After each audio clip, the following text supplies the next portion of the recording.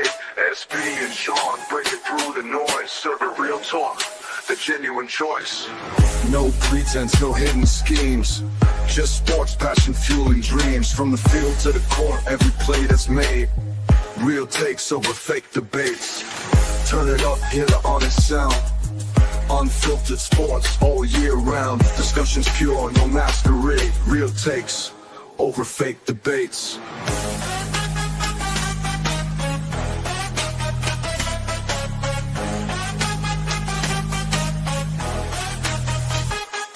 Turn it up.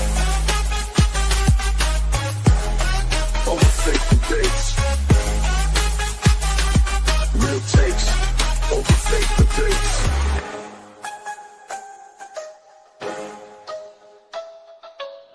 Real takes over fake debates.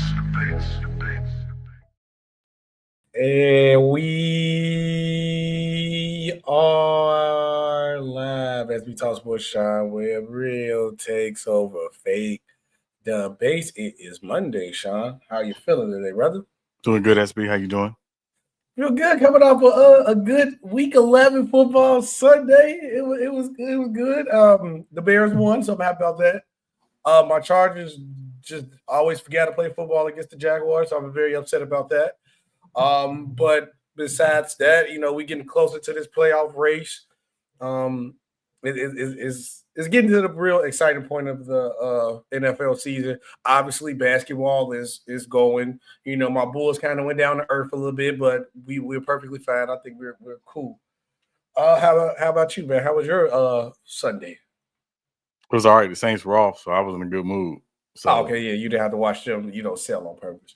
Yeah. But if you guys watch it, make sure you guys, wherever you guys are watching from, make sure you guys like, make sure you guys share, make sure you guys subscribe. Tiffany in chat says, Slew SB and Shabby Football Monday, everyone. My Ravens are knocking on the door. The Ravens are coming back. And I'm going to say this, Sean. If they don't want to give, because right now I still think Jonathan Taylor's the MVP, but they're not going to try to give it to a running back. They want to give it to a quarterback. If Lamar Jackson gets the Ravens to after being 1-5, come back, because they just won 4 straight now. Come back, win his division, get him in a playoff spot. Lamar Jackson the MVP again, because that is the key. The key word in MVP is the V and his value, and his value is clearly through the roof when it comes to the Baltimore Ravens. Shout out Jordan. He said, "Shout out down here, yeah, shout out in the building, bear down." And he said, "Hey, Lamont, Foxy, what's going on?" But we got a lot of things to talk about. We go get into. I know y'all hear us talk about football, but some NBA stories have passed and some breaking news of things that have been going on. So we got to get into it. First things first. Welcome back, Paul George. Paul George is expected to make his season debut versus the Clippers. I believe that game is today, right? Tonight, yes. The game tonight against the Clippers, which his former team is the Clippers. I have a theory of something I want to say about this too, just in general. But what's your reaction to Paul George making his season debut today? What you expect from him? I mean, obviously getting Paul George back should be a boost to the Sixers, particularly because their backcourt has had to do a lot of heavy lifting to start the season. They started the season out probably a little better than they were maybe even expecting themselves, with Embiid in and out, and obviously not having Paul George. Mm-hmm. I'm not going to put any hope on that Sixers roster at all. Mm-hmm. But obviously with the East being very much in flux, anything's possible. So we'll see what happens, when PG comes back. Hopefully, he's not coming back, trying to live up to that $208 million contract that he signed. He's just coming back and just trying to play and be healthy and help the Sixers in any way he can. I think, I'm being honest with you, Sean, I think Paul George would be solid, but he shouldn't come in, like you said, trying to be the $280 million guy. I don't want him to ruin the flow of that young backcourt. I believe the Sixers got lucky from a point perspective where I get why you go get a Paul George. You got Embiid, you pay him, you try to compete. This is a situation where your star is on the back end of his career, which is sad to say about Joel Embiid, but it's true because of injuries. And usually when this happens, you don't get a star. You don't really have that next guy to replace him. They got their future. the 76ers future is intact. Like, I think this year, play it out. Let Paul George, let him be here, fit in with the young, try to fit in the young guys. Make sure they don't take away from the young guys' game. Don't kill their confidence. This coming off season, Paul George and Joel Embiid got to go. I'll say it'll probably be hard to move both of them because of their contract, but they got to go. I think the future is now with the 76ers with these young guns, BJ Edgecombe, Maxey, and the other kid, the one, the TikToker, the dancing guy, Kane. I think they Joel Embiid and Paul George slowing them down. With those guys, they want to run and get up the floor and attack. They're young legs though. And I think they'll be even grittier defensively, too, if they get some the people they get for Paul George and Joel Embiid, if it's like some good defenders, good two-way guys that want to run out the floor. I think the Sixers would be – the future is brighter. It's sad to say the future is brighter for the 76ers with VJ Edgecombe and Max than it is with Joel Embiid. Anything else that can happen. But I'm definitely can't wait to see what what he can do. What's up, Dane? For me. Now, another injury that did happen, Sean, was Wemby is out multiple weeks with a strained calf. Obviously, you want to play it safe with Wemby, obviously with his height. And then, obviously, when you use some calf strains, if you try to play on it, it usually leads to a bigger injury. So I'm glad they're sitting Wemby out and let him get a couple weeks to get himself right. But what a start to the season for Wembanyama. I'm going to be honest with you, Sean, because we see something in Wemby that we never seen before. I never seen that in my life. Because, Sean, if he could have 10 healthy years of playing like this, because there's going to be multiple MVPs, multiple defensive player of the years, he'd probably be the greatest player we ever seen if he could play 10 healthy years of this, of what he's doing. But what's your reaction to the Wemby injury? And am I crazy for thinking that Wemby could be – if Wemby played like this for 10 straight years, he'd probably be the greatest basketball player ever? I don't make those pronouncements on players until they've put in some work and some time. And a lot of that has to do with, as you mentioned, SB, his availability. Right now, that hasn't always been the case for him early in his career. So, let's just wait and see, on that one.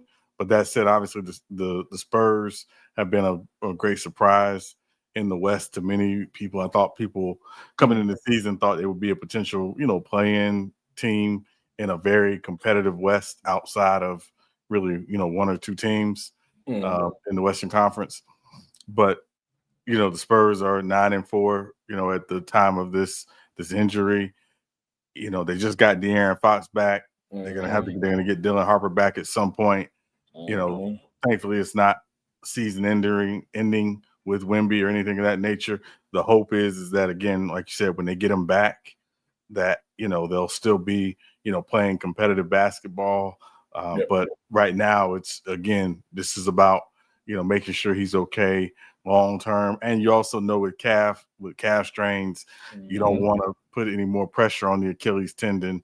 And again, Tyrese Halliburton last year in the finals was a great example of that.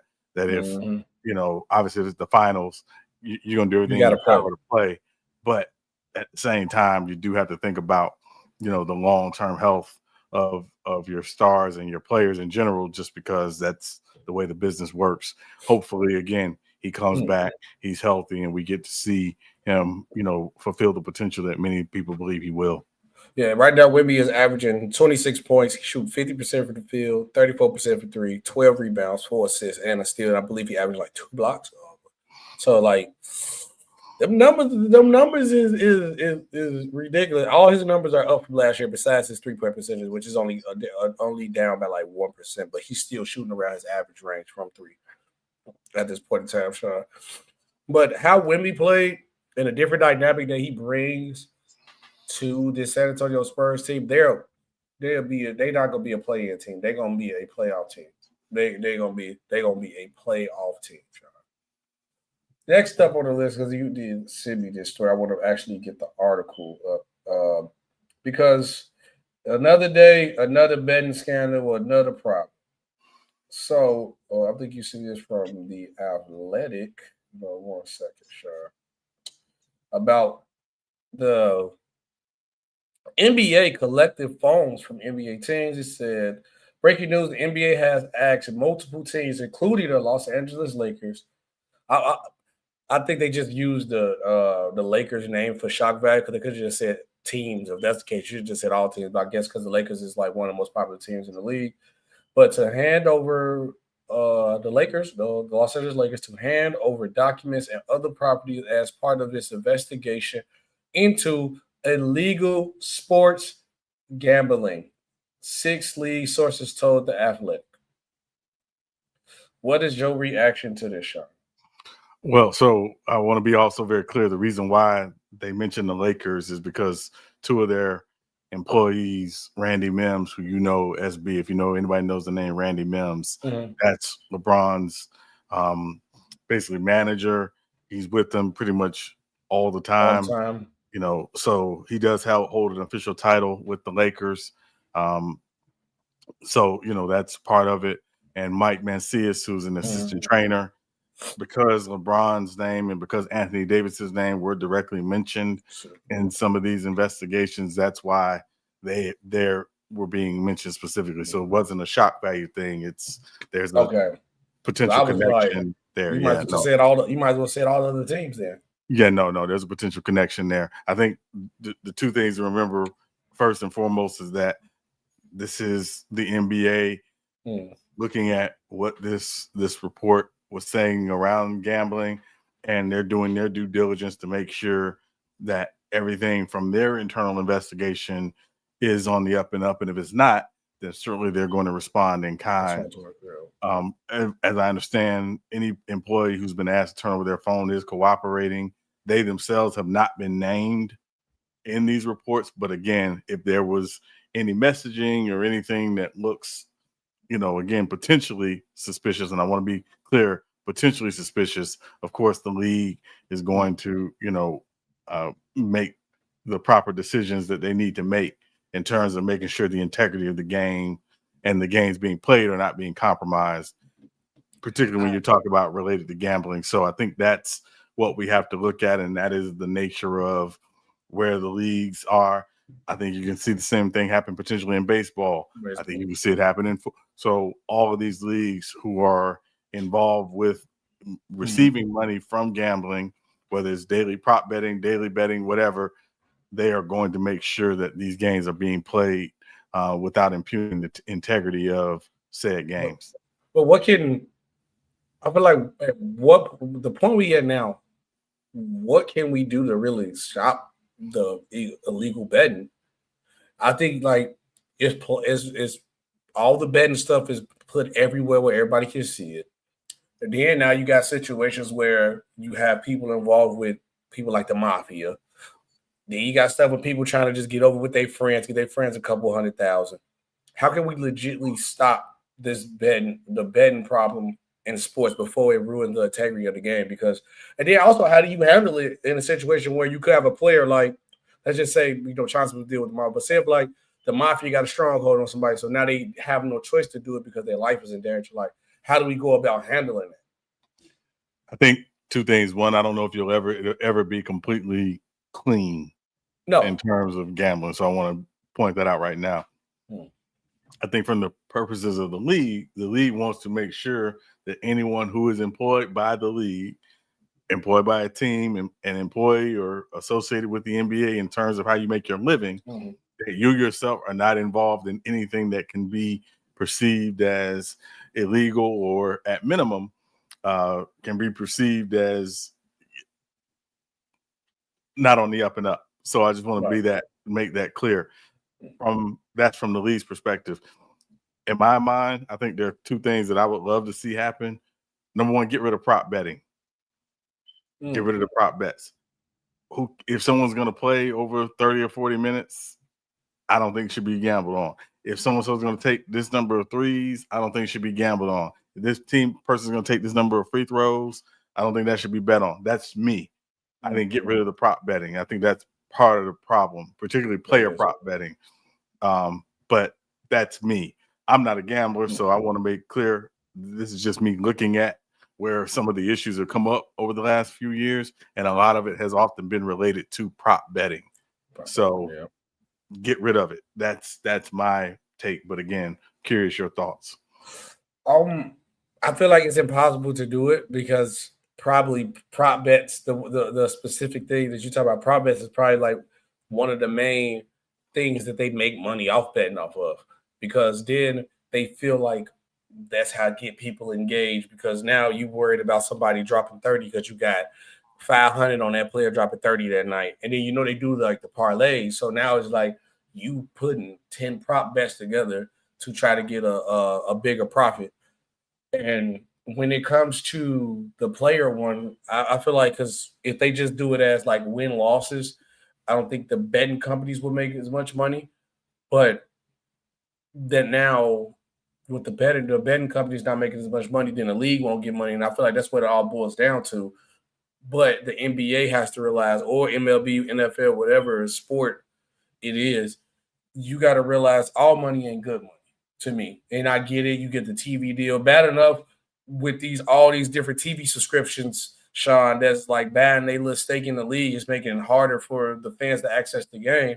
Then it's going to be, now with betting, going back to the betting point, the main purpose I'm saying is with the betting stuff, it takes away the integrity of the game, and it will turn some fans away from watching the sport because they know people are betting or they cheating the game pretty much. And that's why I think in the long term, it will hurt the NBA more than that little extra 100,000, 200,000, 300,000 that they got. Because I think college basketball did it. I forgot who legalized it, like that the kids can bet or the athletes can bet. I just think they just can't bet on their own sport, because how bad it has gotten that the NFL is going to have. I mean, the NBA. Let's talk about NBA. The NBA is going to have to do something about it. And I don't know, like every time you investigate or try to take somebody's phone, is that really going to fix the problem? No, they're just going to find another way around to do it. And maybe should we have harsher punishments if you get caught? Should you just automatically get banned from the league? Like what I don't know what else we could do, because taking away the prop bets ain't going to work, because the betting companies make their most money off prop bets. I think what people go get in the game. From a punishment perspective, SB, I think until it happens to someone with a big name, a big time player who's, a franchise level player or a superstar, however you define that. Yeah. I don't know if the punishments are going to hit as well. And nothing against Jonte Porter, but the truth is, I don't really know if anybody. Nobody care about Jonte Porter. Yeah, nobody care. So then that's no slight. It's just kind of reality. He wasn't a big name player. His brother is a bigger name player, but the facts is that I think it's going to take someone getting hammered of a certain acumen or a certain status in order for it to really resonate, because that's usually what happens. It's like it's like, oh, they got rid of so and so, and so got a lifetime ban. Oh, they're serious. So but we'll see what happens. Hopefully, guys are just making smart decisions, and again, people who work for teams are making smart decisions around information they share in their circles or whatever. But we'll see what happens. And then around this point in time right now, I think you will be stupid to be doing something right now, because there's too much. I think every player, even if you was doing it, I hope you guys stop, because this will be the worst time to be caught doing something. With all the stuff going on with Chauncey and Terry Rozier, and then for you, I think the next player to get in trouble probably gonna have one of the harshest punishments, because there's so much going on. Somebody go give me an example out of at some point, because even the refs betting too, all of them, everybody. We didn't get a chance to talk about this one, Sean, but because it happened like the middle of last week, it was after the show day. Nico Harrison fired by the Mavs. My real question is this. Obviously, everybody's saying the clear elephant in the room. Even if it was Nico Harrison's idea to trade Luka, I don't think he have the power alone to move a player like Luka Doncic. You can't just up in the GM just trade a player like Luka Doncic. He's a franchise guy. Right.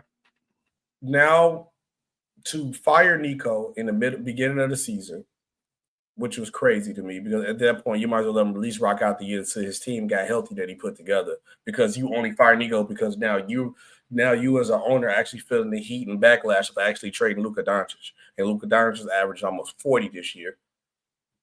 Is they using Nico as a scapegoat? I think both things can be true. I think there may be a little bit of scapegoatism there. Mm-hmm.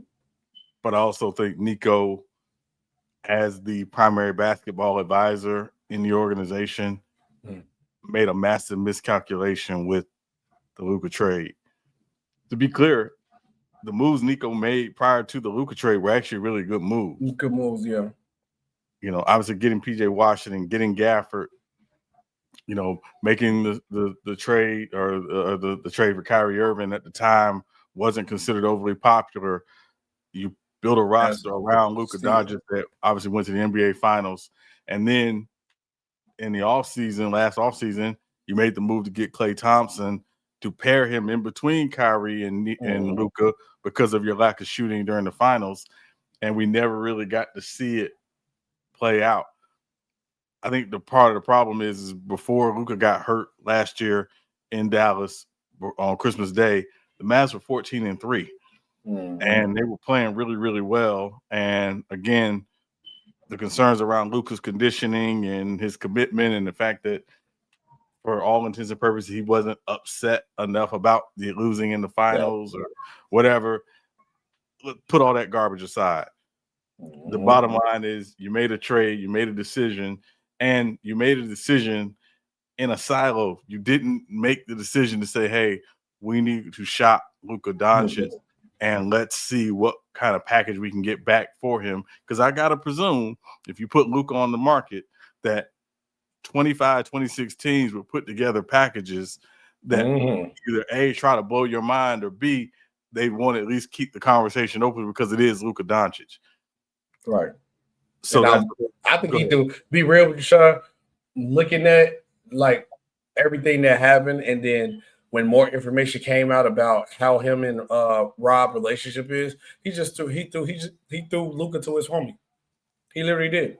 He literally because like you said, you didn't even put Luka on an open market at all. You only trade him to the Lakers, only talk to the Lakers to come and find out you and Rob is like best friends, and y'all real cool. Part of the reason why you in a position where you at, and he had parts to do with that too.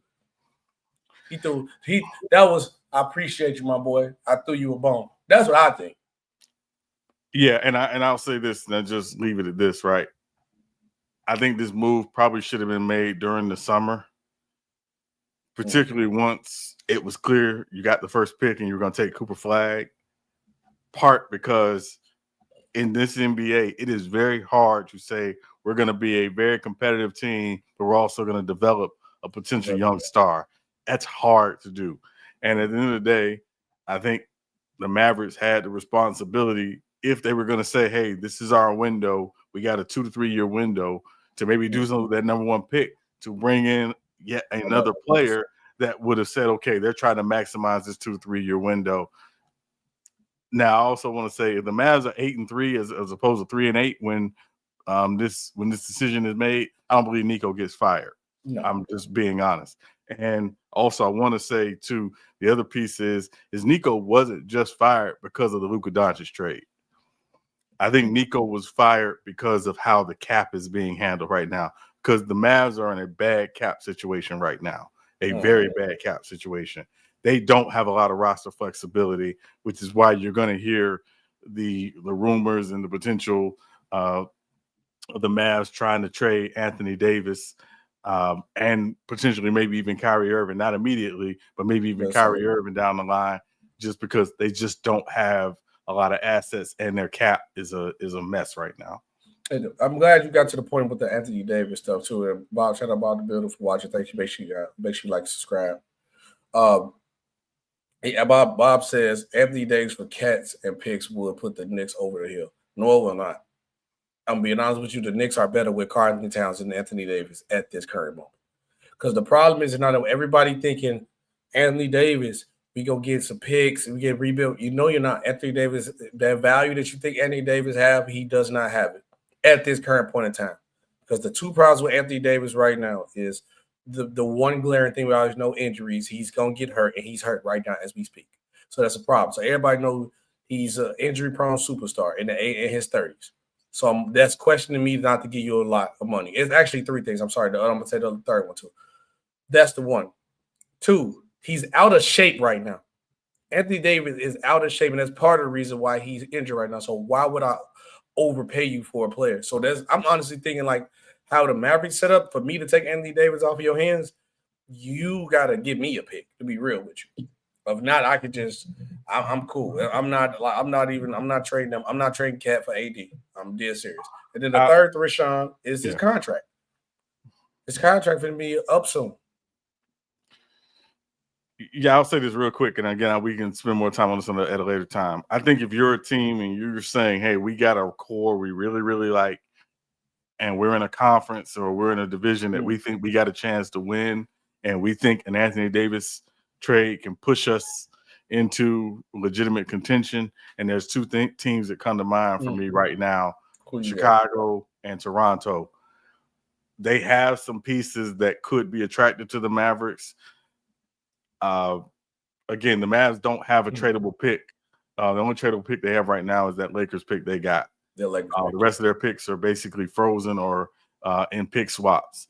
So up until like 2031, I believe, is the earliest pick they have available. So I don't think it's going to be them attaching a pick. I think it's a team saying, hey, we really think Anthony Davis is our missing link and our missing piece, and we still can keep a really, really good core bringing Anthony Davis, which is, again, why I use the Bulls because of how some of their contracts are structured, and the Toronto Raptors. Those are the two teams that come to mind immediately. But I don't think there's an easy trade for Anthony Davis, also given the fact that he will be extension eligible in August, and in the last year of that extension, he could be making an upwards of $76 million at the age of 37.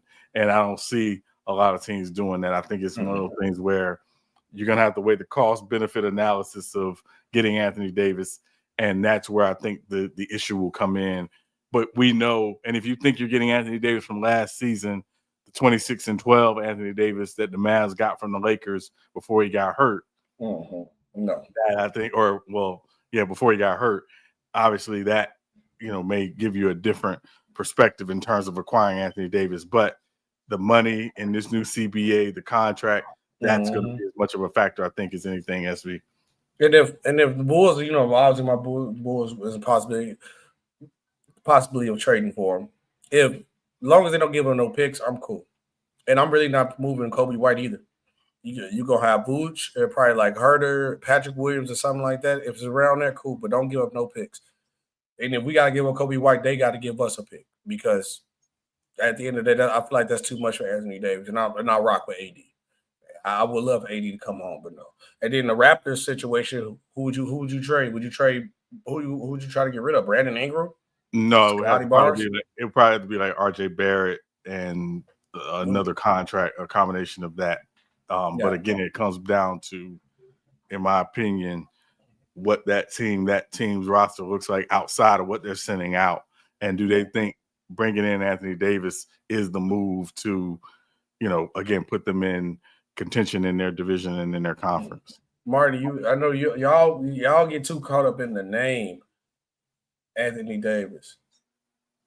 I'm not, you know what I'm saying? Like, but the point is that the problem with AD, Mark, is that he's injury prone. He in his 30s. His contract, he's gonna need an extension that nobody want to pay him that money for, and he's out of shape right now. At this current moment, you will be stupid to trade any picks for Anthony Davis at this current point in time.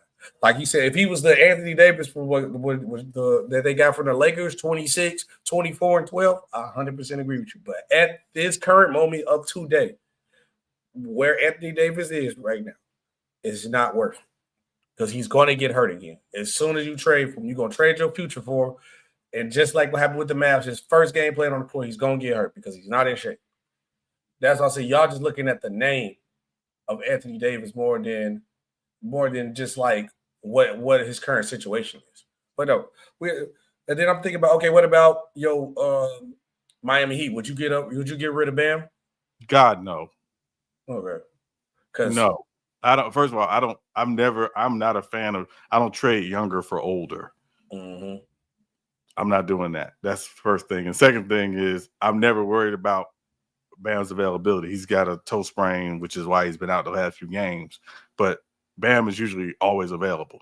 Oh, it's available, yeah. So, so that matters. So no, not at all. And not at all. You said like a team, would you use Anthony Davis to get over the hump? Right now, the Detroit Pistons #1. Would you ruin your team chemistry and not make a move like that? I don't think that AD would be the move if the Pistons were going to make a move. I think the move, if the Pistons are going to make a move, will be Laurie Marketing. That would be me, but not AD. No. I'm looking at West real quick.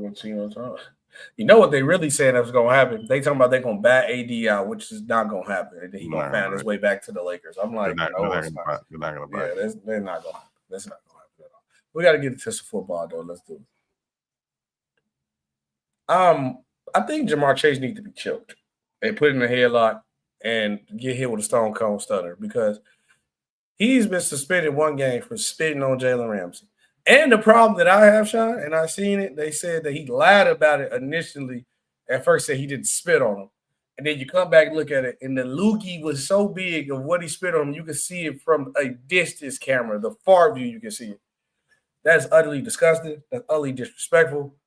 And if Jalen Ramsey catch him outside and I hit a Jalen Ramsey, slap the HEL out of him, I am not surprised because he's out of line for that. But what was your reaction to that?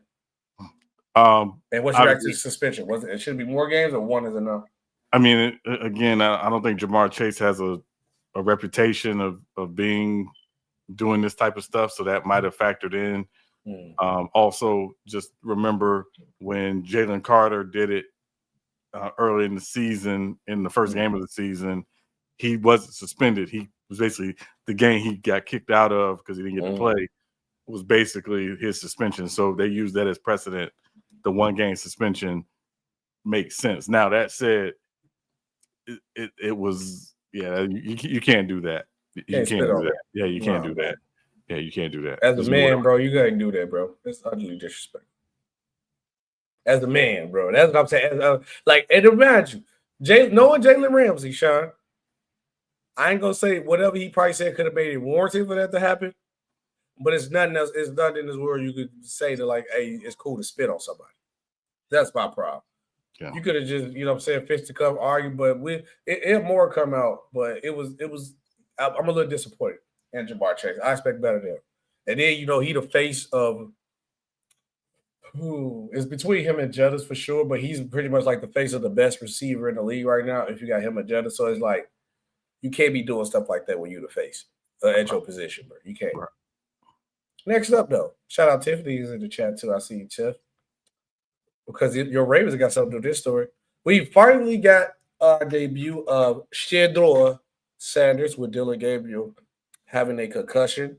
It didn't go as the way Shedeur wanted it to go. He had 47 yards. He had 25% completion. I think he was 4 for 16. Didn't look as good in his first game. And he admitted that he did play bad. The problem else that come to play, Sean, was when you found out, you know, Shedeur hasn't taken one single rep with the first unit. So when he went out there, even the linemen don't even know his cadence. What is going on with Kevin Stefanski and Shedeur? Because even some people will even say that like even Dylan Gabriel, even as a starter or the starter. Or I forget, was it Shannon Sharp who said this? I forget, it was Shannon. He was talking about John Elway. He said even with John, if he had 10 reps, 2 of them reps they'll get to the backup just in case. So what's up with Stefanski and Shedeur? Like, what is the real problem? Because that got to be something else, Sharp. Because even the backups get some reps, he don't get none. No, like, I mean, just don't rock with Shedeur. So you got to keep in mind during the practice week, the starter is going to take the majority, if not all, the reps in practice if they're healthy. Right. So that's pretty much standard, right? The only time the backup generally is going to take any reps is if the starter says, "I need a day," or "I'm good," or whatever. But if the starter wants the reps, the starter's getting the reps. All right. So let's clear that up first. The second thing is the intent, as I understand it from inside the organization, from Kevin Stefanski, was this was going to be a redshirt year for Shedeur. They weren't expecting him to play. And again, the reason why he came in yesterday was because Dylan Gabriel got hurt and got a concussion. So I don't want to call it his debut. Obviously, this is his first time playing in the regular season, but it wasn't like he went into the game knowing, during the week he was going to be the starter. He took reps and things like that. Mm-hmm. He looked like a guy who has not taken a lot of reps. It doesn't mean he doesn't practice. It doesn't mean that he doesn't, stay after and get extra work. He may be running scout team, things of that nature.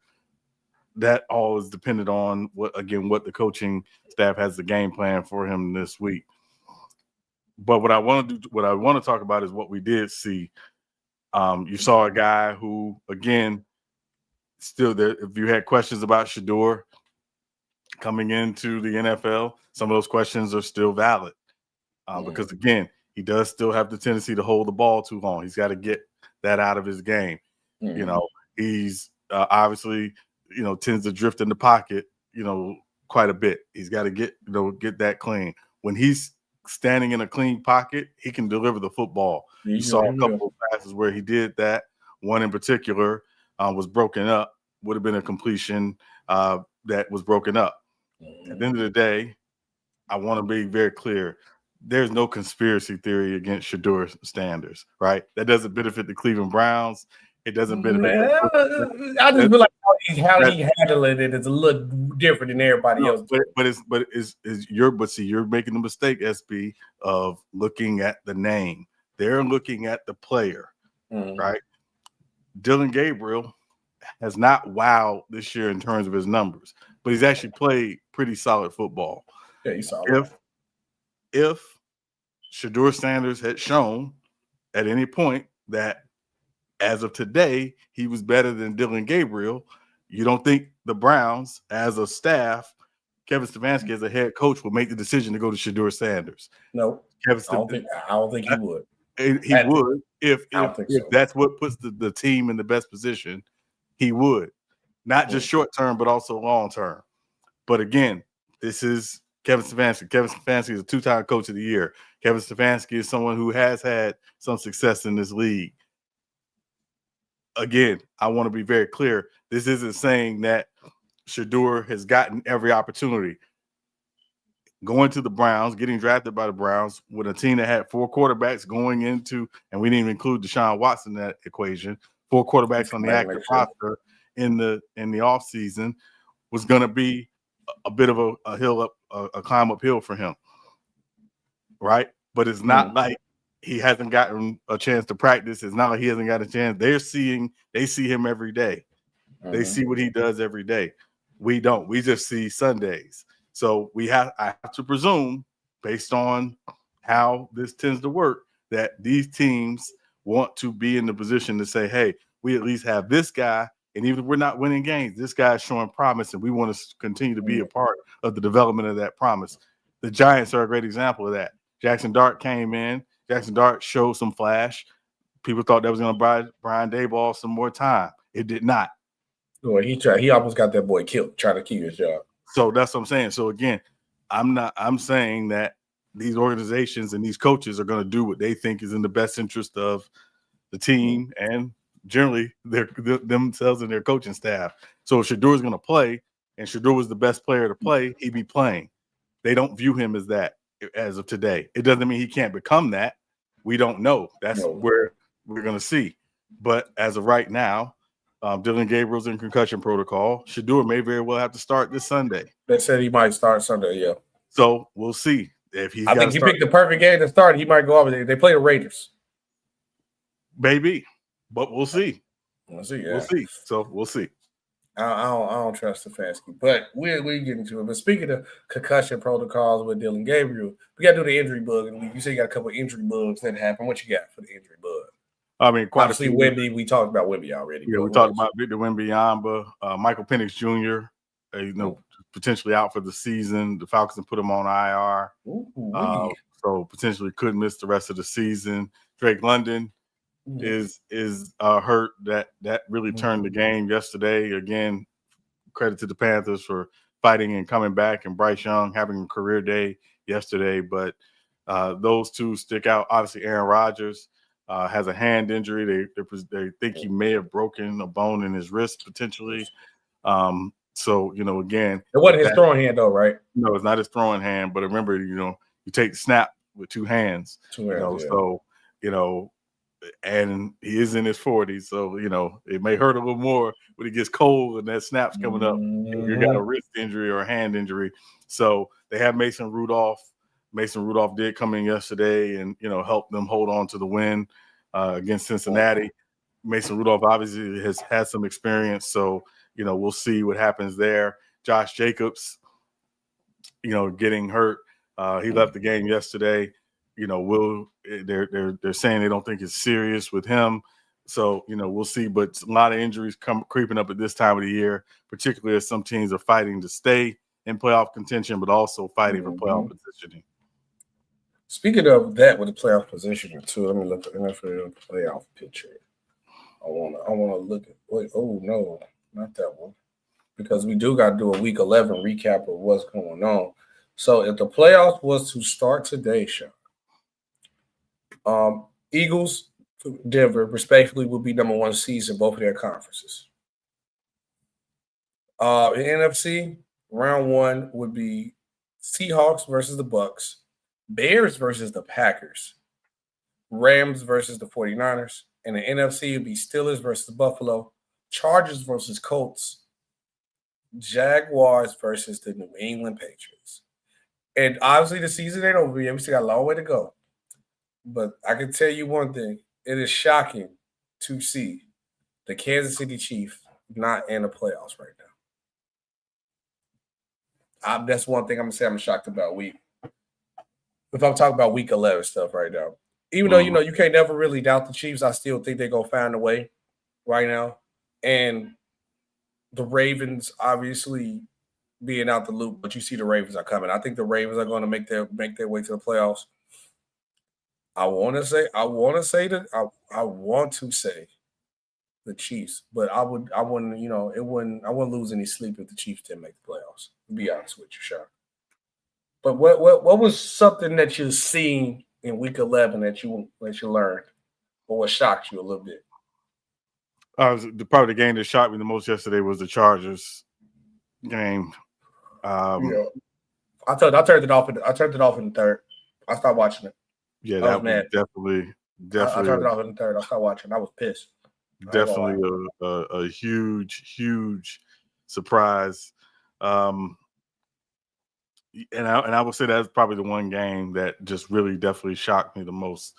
Other than that, I mean, there were some really competitive games, some games that went down to the wire, a couple games went to overtime yesterday. I think I can tell you what shocked me. What's that? Sam Darnold looked like Sam Darnold. Awful. He looked awful. But the problem, by the way, what shocked me more, and that's why I said that's why I told you, if Seahawks get a home field advantage, they'll be the most dangerous team. If I told you my quarterback threw 4 interceptions and literally played god awful, would you expect me and my team to get blew out? Generally, you would think so, but they almost won this. They still almost won with how bad Sam Darnold played. Right. The Seahawks is a problem. I'm telling you. And Smith the Jigba, boy, he been killing this year, by the way. But that was the main thing for me, Sean, this week. Sam Darnold looked awful, and the Seahawks still almost won that game. Yeah. One less interception, they won. I mean, it's hard to say, but I will say, obviously, their defense played really well yesterday, well enough to keep them in the game and keep them competitive. But, a couple of those interceptions they were bad. Really bad interceptions.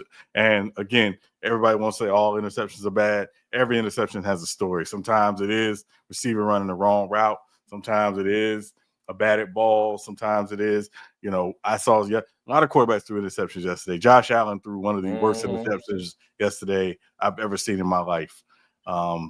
And yet nobody's going to talk about it because, he had a 6-touchdown game. So, it happens, obviously. And then probably the other thing, too, is that if you told me before the season or even as the season started that Atlanta and Carolina would be going in these different directions, Atlanta's, lost, 4 or 5 games in a row, 3 very close games in the last 3 weeks. And Carolina's obviously been on a little bit of a run.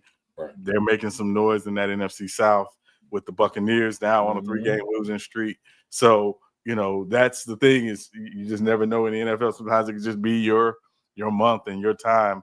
So, but we still got a long way to go. 6 more weeks in the season. We'll see what happens. But Sam Darnold better not throw the ball 44 times ever again. I'm gonna tell you that. He better not do that. And then what else about what was the other thing that stuck out to me in week 11?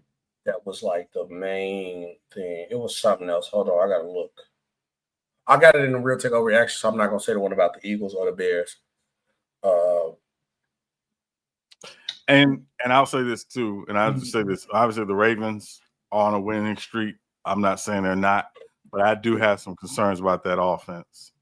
I do have some concerns about that offense, but they found a way to win. But I'm concerned about that offense. Same concerns we have about another team's offense that's having a good season. A couple teams' offense having a good season. I have that concern about that Ravens offense. It's a little bit of a concern. My question for you is though, right? Because I'm looking at the Broncos and 9-2, right? Their defense is elite.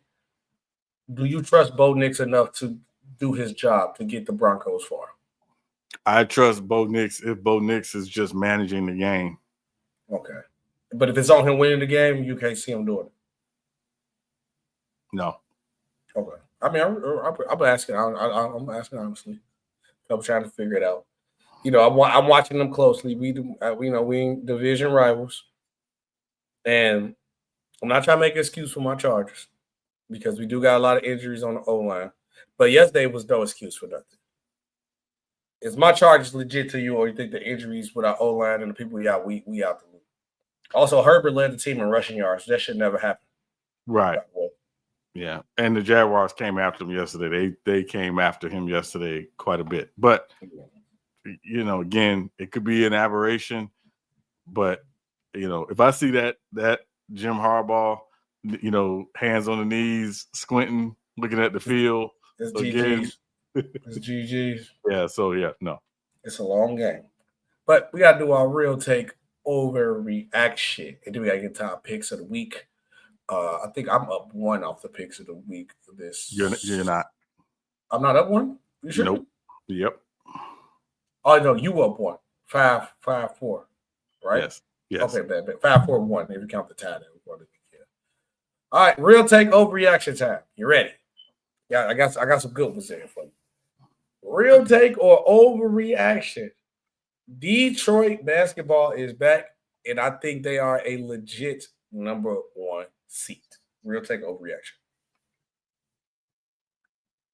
I'm gonna say real take because eventually they'll get Jay Nivey back, I believe. You big on Jay Nivey too. Yeah. But I don't know if this team is better than a second round team. I mean, that's a good season for them, though, to be honest with me. Well, I mean, a good season is win the championship, but not when you ain't make the playoffs in years. I'm sorry, no. I mean, they made the playoffs last year. So yeah. So that's what I'm saying. So, I mean, I think they came in this season with great expectation. They're playing really well. You can't take that away from them. The biggest thing is defensively is what's carrying them. But I don't want to see another game where Cade Cunningham has to take 45 shots. To get 45 points. Those were KLNs.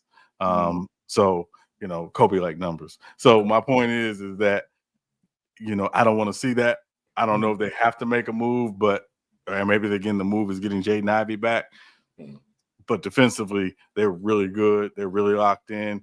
But again, in the East right now, it's hard to say because, again, we haven't seen a fully healthy Cleveland team. We know the Knicks obviously are dealing with injury because Jalen Brunson is out. Orlando's, been a little nicked up. Paolo, so I want to see when these teams are fully healthy what they really do. But Detroit basketball, if I was a Pistons fan, I'd be first of all, if you're a Detroit sports fan, between the Pistons, Lions, and the Tigers, you should be really happy right now. I don't hear no complaints from you. Yeah, it's been rare where all the teams been good. Right, I'm in shock. And then I'm gonna say this, but I'm gonna save it for All-Star break. But I do still feel this way. I'm gonna have a real takeover reaction here. My real takeover reaction that I'm gonna say now. I'm just saying early. If the Knicks don't do it this year, go to the final. They'll never do it any other year. This is their best chance to get out the East this year. If they don't do it this year, I can't see no other year them do it. Next up, real take overreaction. We talked about him earlier. Everybody, even somebody in the chat said you wouldn't trade Bam for AD. No, you wouldn't, because availability is the best ability.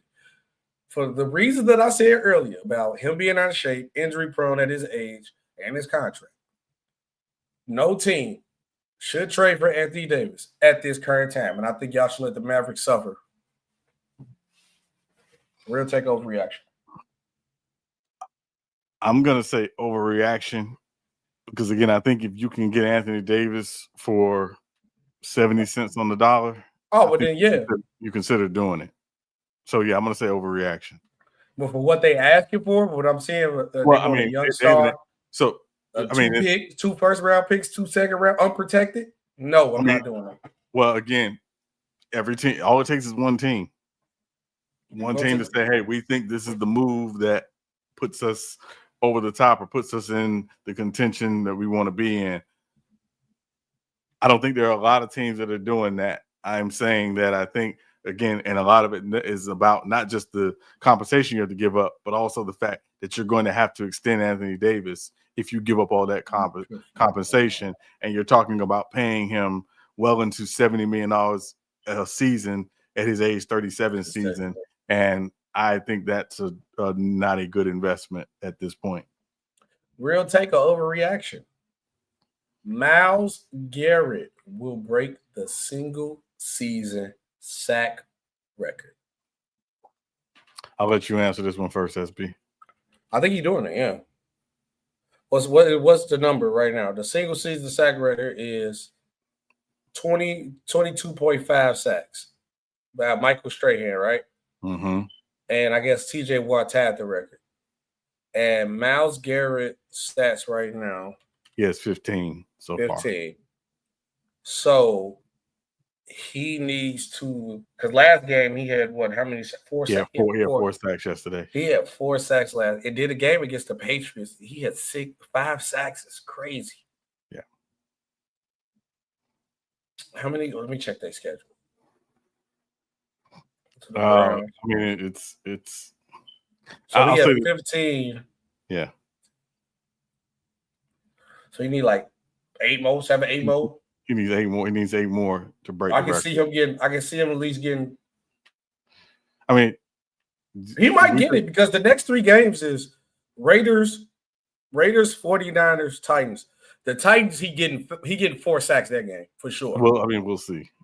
No, I'm just saying because the Titans don't protect Cam Ward bad. It ain't even just him. I'm just saying it's not even saying the Titans bad. Their protection of Cam Ward is even bad as their record.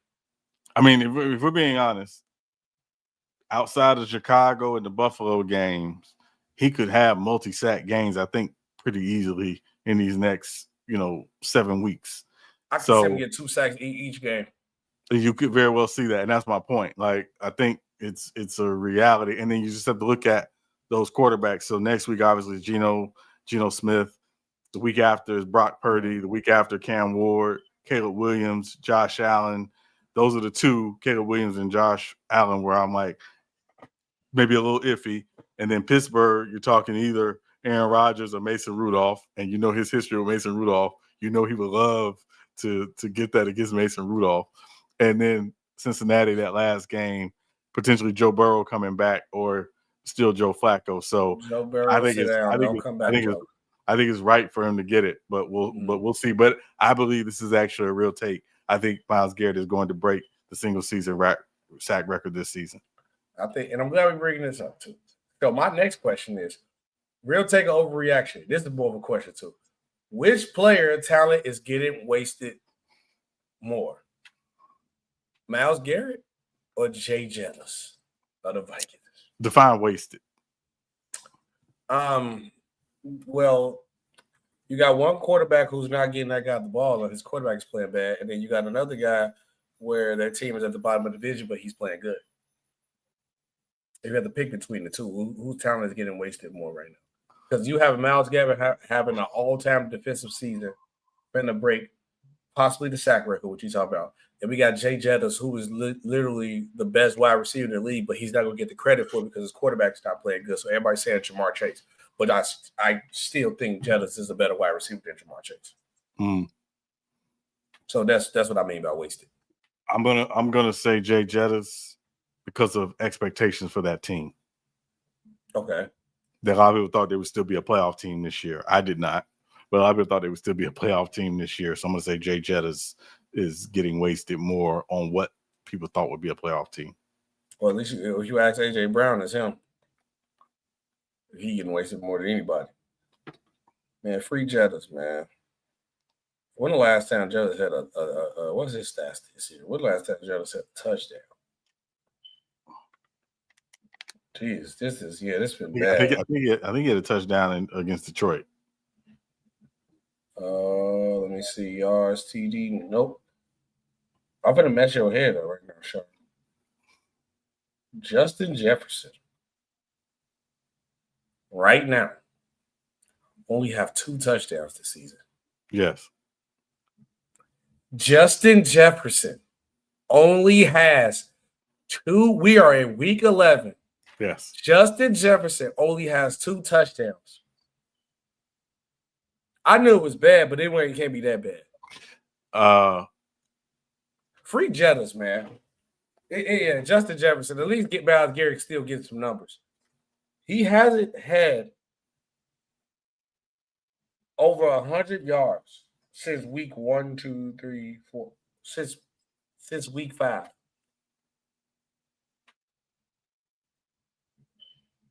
It's definitely JJ. Free Jettis, man. Jesus Louise. They should have just kept Sam Darnold at that point. So, and again, I did say his last touchdown was against the Lions. He did score a touchdown against the Lions a couple weeks ago. But yes, and then before that, it was against the Bears on Monday Night Football at opening night. So yes, Jay Jettis getting wasted. Free Jettis. Real take or overreaction? The Philadelphia Eagles offense is the reason they won't repeat. I'm going to say overreaction. I'm going to say overreaction. Why do you think so? Is there an offense right now in the AFC that you say definitively, if they played the Eagles in the Super Bowl, that team is beating the Eagles in the Super Bowl? All in the AFC? In the AFC. That's my point. Hold on, wait. Let me look.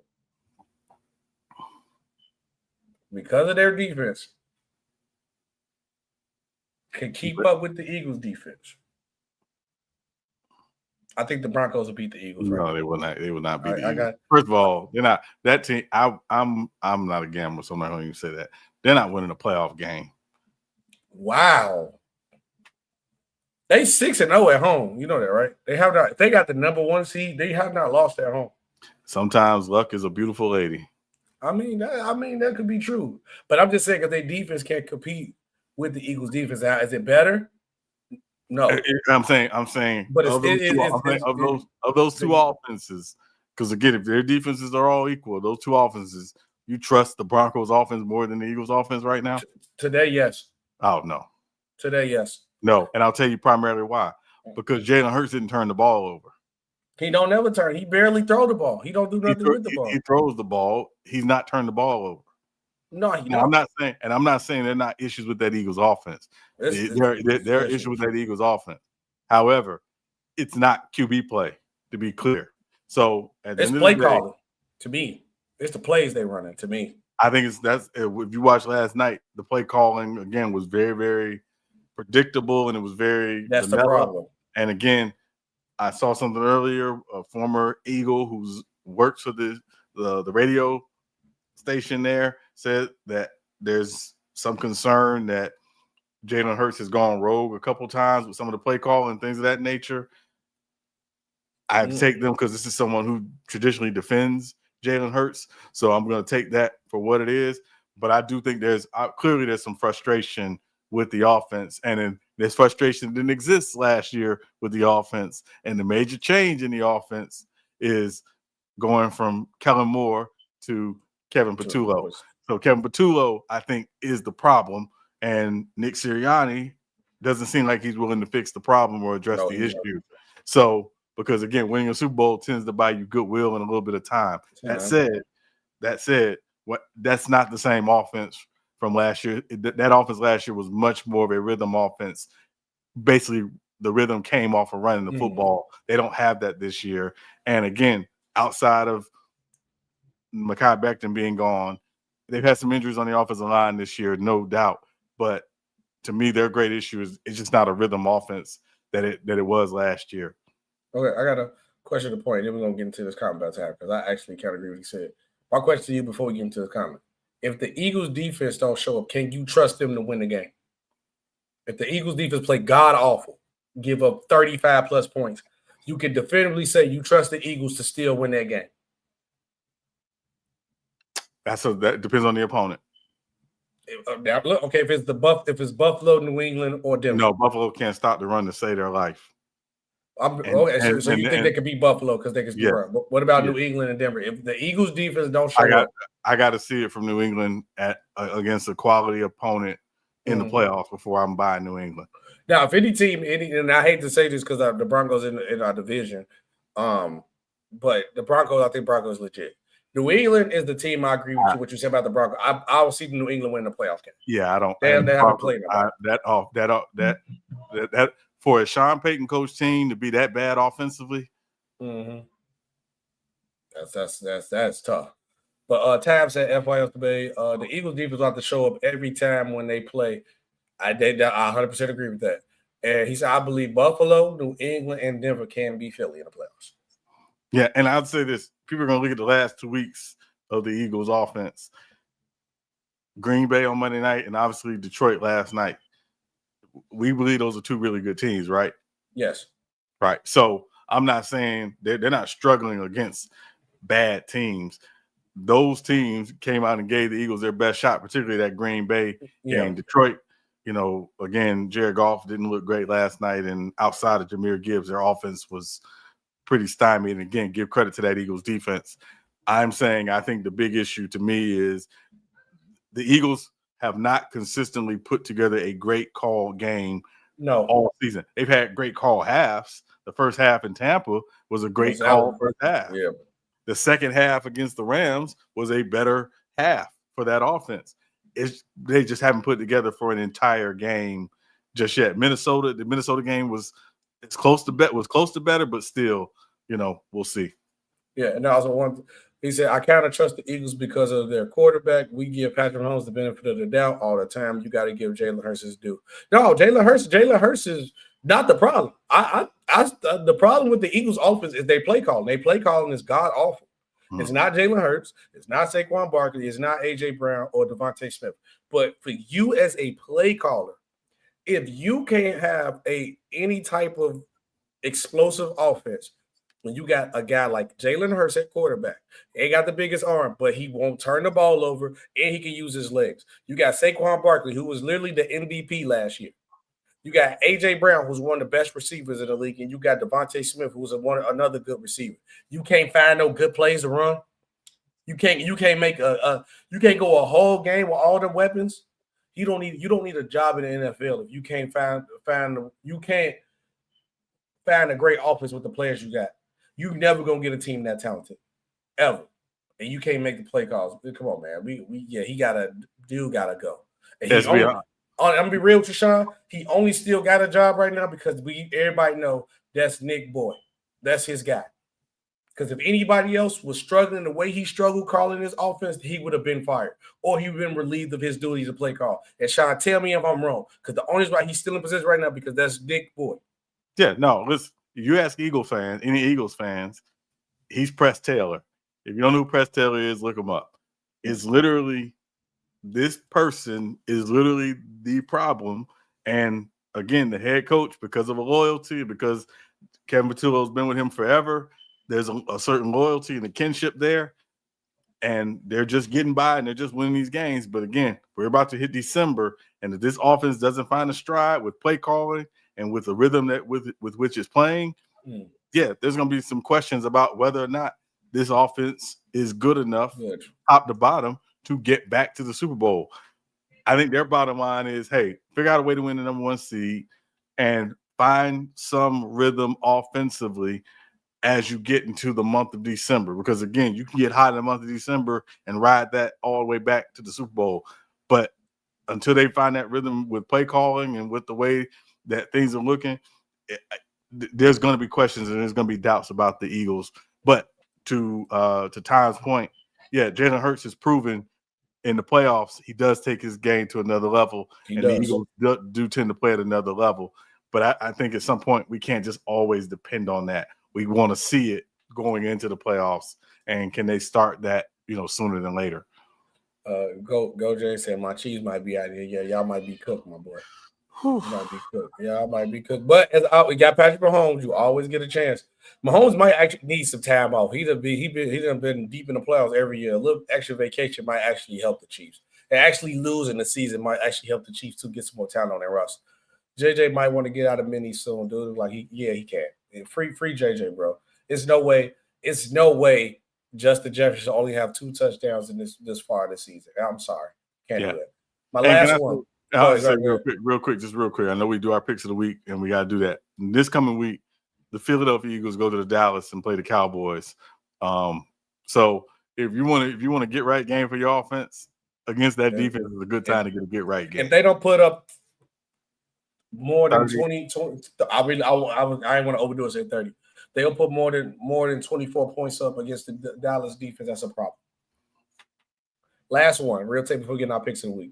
Real take or overreaction. The Chicago Bears are the dark horse team in the NFC, and possibly, no, I'm gonna stand on it.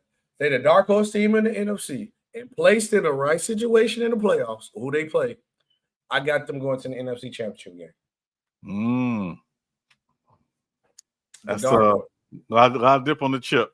A lot of dip on the chip. Because and I believe the close games are helping them. Let me add to my point more. The last time we seen a team that look excited with the young quarterback, and every game they won last year, it was the close games, was the Commanders, and the Commanders made it out to the NFC Championship because the close games do help when it comes to the playoffs. So, but the Bears are the true dark horse team in the NFC. In place, if they avoid probably like maybe, let me look at the playoff picture again. I don't think I got it up no more. Right now they're the second, or excuse me, not the second seed. They're the third seed in the NFC. I think long as they can avoid. Wait, I'm trying to look at the bracket. Yeah, they're the third seed. Honestly, as long as if they can avoid the Eagles, in which they can look like it might happen, I got them going to the NFC Championship game. Yeah, I mean, listen, they can beat anybody but the Eagles. I think, and they could beat the Eagles too. To be honest, the offensive trouble. I mean, again, I don't want to put too much on it because right now they're only a game up in the division over the Lions and Packers. It's still a long way to go in the division. Certainly, they've been able to put together a win streak here. While again, the Packers have had their struggles, and obviously the Lions lost last night. I'm not going to say it's out of the realm of possibility that they couldn't go on a run, but I know they still got 2 games left against Green Bay. Still got 1 game left against Detroit. They still got to play the Eagles in Philly on Black Friday. They still got to play Pittsburgh this coming week. They got to go out to San Francisco. So let's see what they do. I'm going to say this is a little tough part of their schedule, but let's see. What they do. And again, it depends on which Bears team shows up because, again, the Bears can look really good one week and then they can look like they did against the Ravens, a couple weeks ago, so let's see what happens. Yeah, and then also the Bears' problem is that they got to play better coming out in the second half. They always get together in the fourth, but that third quarter, they always don't look as good. So they got to be more consistent on that. And then on the other team, I said if they could avoid the Seahawks at Seattle. I think the Seattle coach Chicago, they beat them. But I think the Bears legitimately can beat any other team. Now, picks of the week recap. SB and Sean NFL picks of the week. Right now, SB and Sean NFL picks of the week. Down 1, 4-5. Sean Way, we had one tie 1 week. All right, let's go through the list and see who we pick who won this week. And does tonight game does tonight game matter? Yes. Oh, okay. Yes. Excuse me. Washington at Miami. I took the Commanders. You took the Dolphins. Dolphins did win that game. Let's go Dolphins. Carolina, Atlanta. Carolina won that game in overtime. We both took Atlanta. Tampa Bay at Buffalo. We both took the Bills. Bills did win that one. Houston at Tennessee. Houston did pull that one out late. Chicago at Minnesota. We both took the Bears. Bears did win. Green Bay at the Giants. Green Bay did pull that one out late. Cincinnati at Pittsburgh. Pittsburgh did win that game. Chargers at Jacksonville. We both took the Chargers. We know how that ended. Yes, we do. Seattle at the Rams. Rams pulled that one out late. San Francisco at Arizona. San Francisco had the game won in the first quarter. Jacoby Brissett, by the way, set an NFL record in completions yesterday with 47 in one game. Shout out. Yeah, and they lost. San Francisco did win that game. Baltimore at Cleveland, we both took the Ravens. Ravens did win. Kansas City at Denver, we both took the Chiefs. Chiefs did not win that game. Detroit at Philadelphia, you took the Lions. I took the Eagles. Eagles did win. Dallas at Vegas tonight, you took the Cowboys. I took the Raiders just because we just have an odd number of games. So tonight's game does count, and we'll see who wins tonight. Oh, man. I never thought today. It's two teams that I don't like, the Raiders and the Cowboys. I can't believe I'm actually hoping the Cowboys win. 70s throwback. Yeah, 70s throwback matchup. So we can see how it goes, man. Well, y'all find out next week who won. So go Dallas, get the job done for you, boy. But this has been another great episode of Real Take So Fake Debates with SB and Sean, because the football game is actually starting T-minus in like 1 minute. So go watch your Monday Night Football, get your popcorn ready, and we will see you guys Monday. Peace out.